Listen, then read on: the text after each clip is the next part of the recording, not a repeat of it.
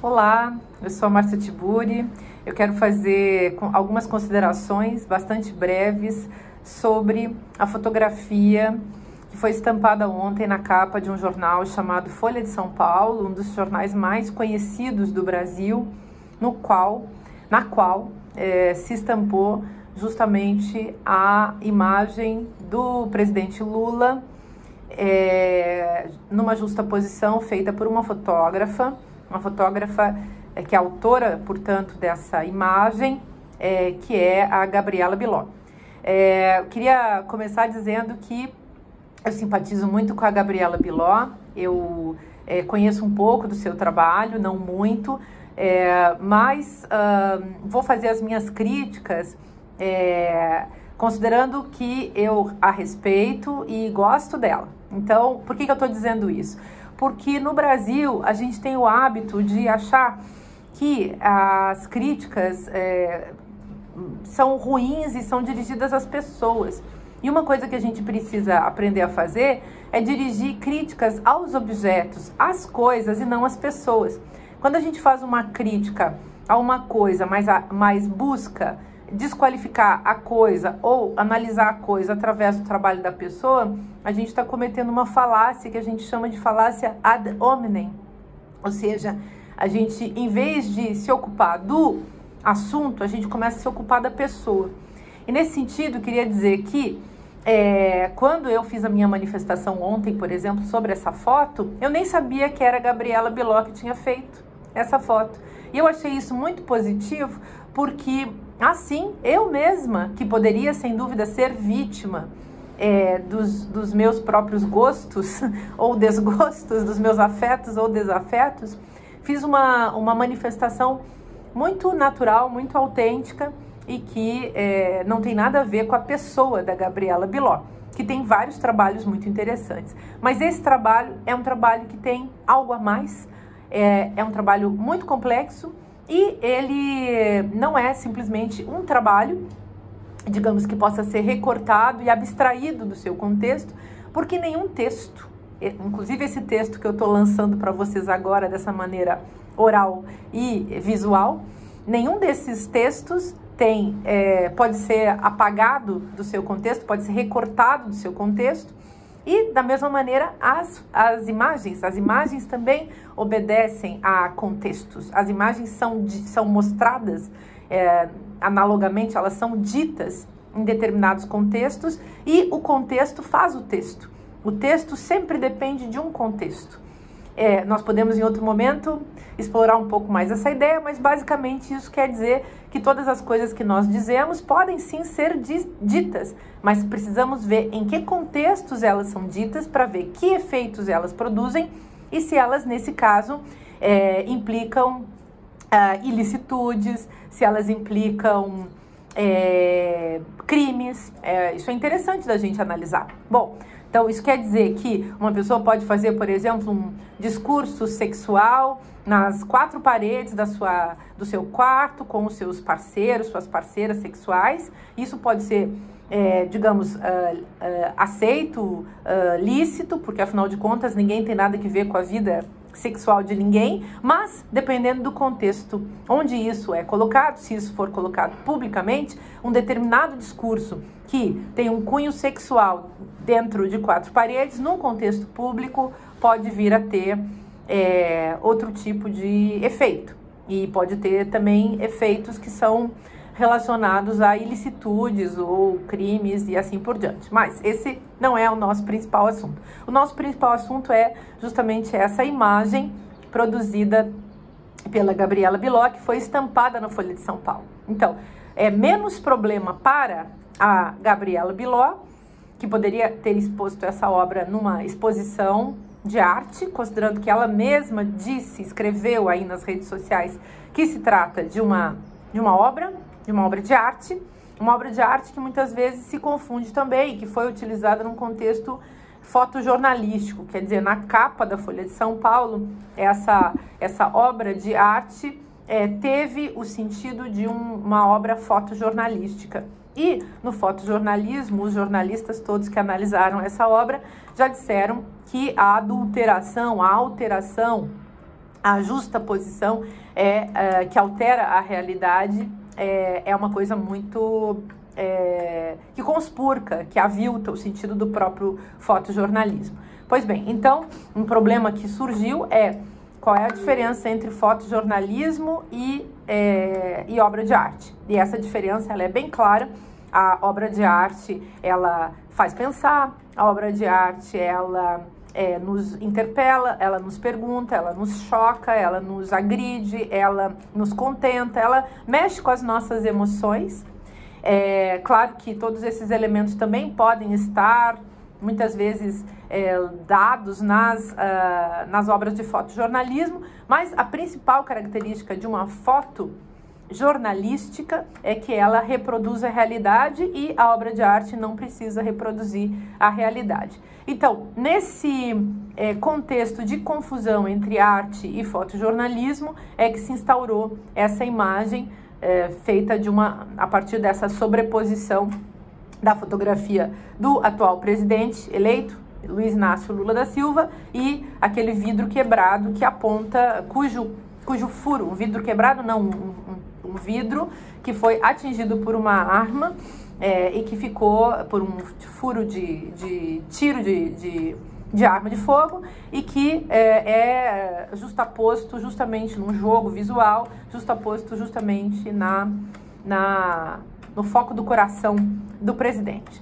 Então, essa foto exposta na capa da Folha de São Paulo, considerando o contexto, considerando que há muitas ameaças de morte contra o presidente Lula, considerando que no dia 8 de janeiro houve uma depredação monstruosa e terrorista, esse é o termo que vem sendo usado e me parece que ele é correto, há um verdadeiro terrorismo por parte da extrema-direita no Brasil e que também está presente no mundo.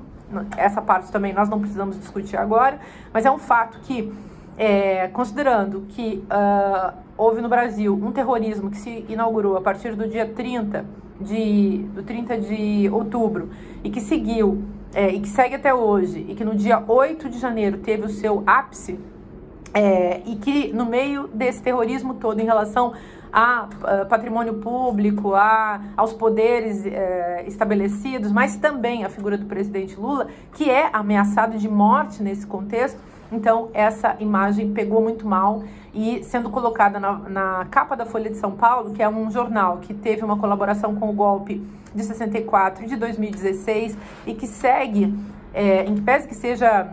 e que segue, enfim, no seu trabalho golpista, em que pese que haja muitos jornalistas muito decentes e que haja jornalistas ainda, né, porque muitos já foram também demitidos, ainda há jornalistas muito decentes, éticos, politicamente falando, pessoas que têm uma preocupação com a democracia, que defendem a democracia. É um fato também que é um jornal que teve a sua imagem já muito demarcada por essas atitudes golpistas antidemocráticas. Pois bem, então eu gostaria desse contexto todo, para não incumpridar muito a conversa, levantar 3 argumentos que eu capturei na internet que me parecem que merecem a nossa análise. Então, primeiro argumento que foi o argumento do ódio à fotografia. Então, algumas pessoas, na verdade, disseram que a fotografia foi vítima de ódio, bem como a Gabriela Biló foi vítima de ódio. Ora, ninguém deveria ter manifestado ódio em relação a Gabriela Biló. Ódio em relação à fotografia também não é uma coisa boa, mas um fato, não é uma coisa boa e não é uma coisa digna nem justa. Mas há uma questão a ser analisada que é mais profunda. O fato de que a fotografia carrega ela mesma, essa fotomontagem, ela carrega essa questão do ódio. Então, há um ódio ali. Muitas pessoas não viram esse ódio que está colocado na imagem, no tiro que é dado no coração do presidente, que cai, é como se ele caísse, e ele está segurando a gravata, mas aquele gesto de segurar a gravata também emite um esgar de dor. Então, a gente parece, quando a gente olha a foto, devido a essa justaposição do tiro, que ele não está ajeitando a gravata. Parece que ele está simplesmente caindo com um esgar de dor.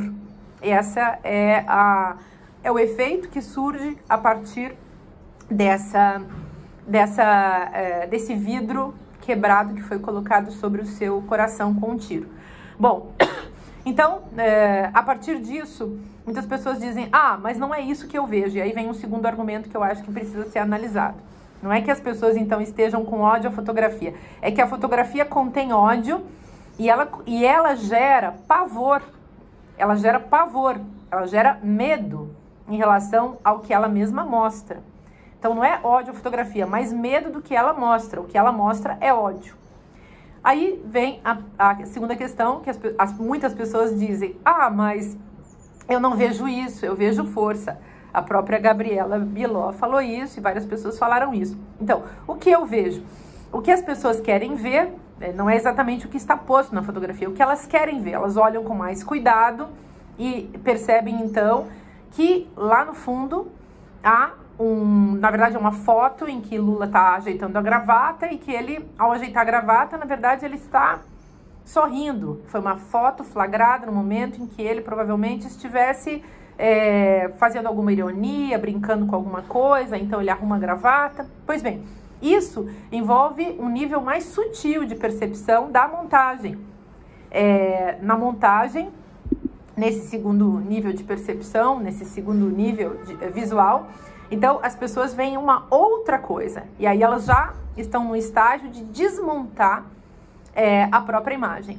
E nesse sentido, fica ainda mais evidente que esse tiro exige a nossa interpretação. Esse tiro no vidro exige a interpretação. As pessoas conseguem, então, nesse momento, descolar a imagem do Lula do vidro, propriamente dito, e percebem que existe ali uma técnica e começam a pensar, aí elas começam a fazer interpretações. A Susan Sontag, muita gente trouxe a Susan Sontag para falar sobre isso, porque ela tem aquele livro da Dor dos Outros, em que ela fala sobre fotografia, mas ela tem também um livro chamado Contra-Interpretação, e esse pouca gente conhece, e no Contra-Interpretação ela é absolutamente contra essa necessidade de explicação e de justificação da obra de arte, porque o que está colocado, mas, de fato, nós chegamos a esse nível de precisar compreender com mais delicadeza. E nesse caso, vejam, num segundo nível, as pessoas começam a perceber que houve uma justaposição, elas começam a perceber que existe uma técnica, que é talvez o que a Gabriela Biló tenha tentado fazer, mostrar, é um trabalho mais sutil, só que ao mesmo tempo que existe o que eu vejo num segundo plano, existe aquilo que eu quero ver. Então, aquilo que eu quero ver num contexto em que as pessoas funcionam cognitivamente através da democracia, elas querem ver tudo isso que a Gabriela Biló fez, mostrou na foto, segundo a sua própria percepção. Mas, no nível do que está mostrado, no nível em que os pensamentos, o regime de pensamento autoritário está em jogo, ninguém vai querer ver essa sutileza colocada pela Gabriela Biló. Então, e essa sutileza não foi usada, do meu ponto de vista, pela Folha de São Paulo. A Folha de São Paulo não teria publicado essa foto na capa com o objetivo de obrigar as hordas bolsonaristas a terem uma visão mais sutil desse acontecimento. Então, quero dizer, é importante que as pessoas percebam que a obra da Gabriela Biló está separada, do meu ponto de vista, daquilo que o fotojornalismo da Folha de São Paulo resolveu fazer. Quero dizer, criou-se uma capa com uma intencionalidade.